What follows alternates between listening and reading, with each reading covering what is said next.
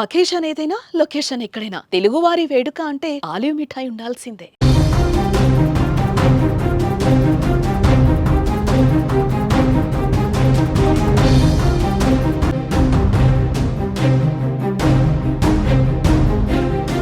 ముంబైలో మరో ఉగ్రదాడికి కుట్ర చేశారా? ప్రతీకారం కోసం పాకులాడుతున్నారా? ముంబైలో కనిపిస్తున్న తాజా పరిణామాలు చూస్తే అదే అనుమానం కలుగుతోంది. ఏదో జరుగుతుందనే సంకేతాలు కనిపిస్తున్నాయి. శుక్రవారం రాత్రి ఉగ్రవాద సంస్థ ఐసిస్ స్లీపర్ సెల్లో భాగమైన ఇద్దరిని ముంబై విమానాశ్రయంలో ఎన్ఐఏ అదుపులోకి తీసుకుంది.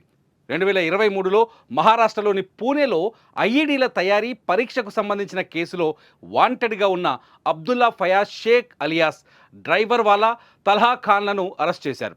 వీరు ఇండోనేషియాలోని జకర్తా నుండి భారత్కు తిరిగి వచ్చే క్రమంలో పట్టుకున్నారు. ఇద్దరు నిందితులు 2 ఏళ్లకు పైగా పరారీలో ఉన్నారని, వారిపై ముంబైలోని ఎన్ఐఏ ప్రత్యేక కోర్టు నాన్ బెయిలబుల్ వారెంట్లను కూడా జారీ చేసిందని ఎన్ఐఏ తెలిపింది.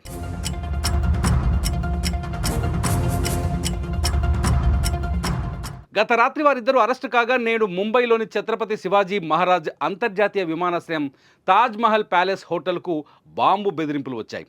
ఉగ్రవాదులు అఫ్జల్ గురు, సేవక్కు శంకర్ను అన్యాయంగా ఉరితీశారని ముంబై విమానాశ్రయ పోలీసుల అధికారిక ఈమెయిల్ ఐడికి బెదిరింపులకు పాల్పడ్డారు. తాజ్ హోటల్ ఎయిర్పోర్ట్ను పేల్చేస్తామని గుర్తు తెలియని దుండగులు హెచ్చరించారు.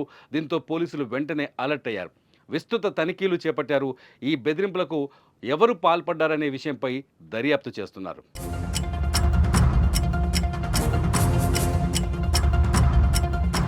గతంలో కూడా దేశంలోని పలు ఎయిర్పోర్ట్లకు బెదిరింపులు వచ్చాయి. రైల్వే స్టేషన్లో కూడా బాంబులు పెట్టామంటూ దుండగులు ఈమెయిల్స్ పెట్టి హెచ్చరించారు. ఈ బెదిరింపుల్లో ఎక్కువగా ఫేక్ అని తేలాయి. అయితే ప్రస్తుతం భారత్ పాక్ మధ్య ఉద్రిక్త పరిస్థితులు నెలకొన్నాయి. పహల్గాం ఉగ్రదాడితో 2 దేశాల మధ్య దాడులు జరిగి ఇప్పుడిప్పుడే పరిస్థితులు అదుపులోకి వచ్చాయి. అయితే పాకిస్తాన్లోని ఉగ్రవాదులు మాత్రం ఆపరేషన్ సింధూర్తో వారి స్థావరాలను కూల్చేయడం, 100 మందిని లేపేయడాన్ని తట్టుకోలేకపోతున్నారు. ఈ క్రమంలో భారత్కు ఉగ్రనేతలు కూడా వార్నింగ్ ఇచ్చారు. ఇలాంటి సమయంలో ఇద్దరు ఐసిస్ ఉగ్రవాదులు పట్టుబడ్డం, అలాగే అఫ్జల్ గురు, సేవక్కు శంకర్ను అన్యాయంగా ఉరితీశారని చెప్పి బెదిరింపులకు దిగడం కలకలం రేపుతోంది.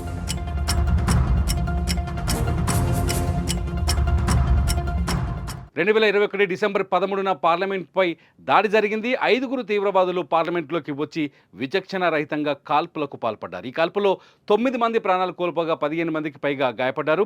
పార్లమెంటు భద్రతా దళాలు వీరిని సమర్థవంతంగా తిప్పికొట్టాయి. దాడిలో పాల్గొన్న మొత్తం 5గురు తీవ్రవాదుల్ని హతమార్చారు. ఈ దాడిలో జైషే మహమ్మద్ ఉగ్రవాద సంస్థకు చెందిన అఫ్జల్ గురు కీలక పాత్ర పోషించాడు. దీంతో అతన్ని ఢిల్లీ పోలీసులు జమ్మూ కాశ్మీర్లో అదుపులోకి తీసుకున్నారు.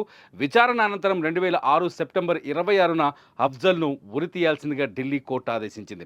2013లో ఫిబ్రవరి 9న తిహార్ జైల్లో అఫ్జల్ గురుకు ఉరిశిక్ష అమలు చేసి జైల్లోనే అంత్యక్రియలు పూర్తి చేశారు. దీంతో బాధితులకు తగిన న్యాయం జరిగినట్లయింది. కానీ అఫ్జల్ గురు ఉరి అన్యాయం అంటూ 2 దేశాల మధ్య ఉద్రిక్త పరిస్థితుల సమయంలో బెదిరింపులు రావడం ఆందోళన కలిగిస్తోంది. బెదిరింపుల నేపథ్యంలో Mumbai airport Taj Mahal palace hotel వద్ద భారీ భద్రతను ఏర్పాటు చేశారు.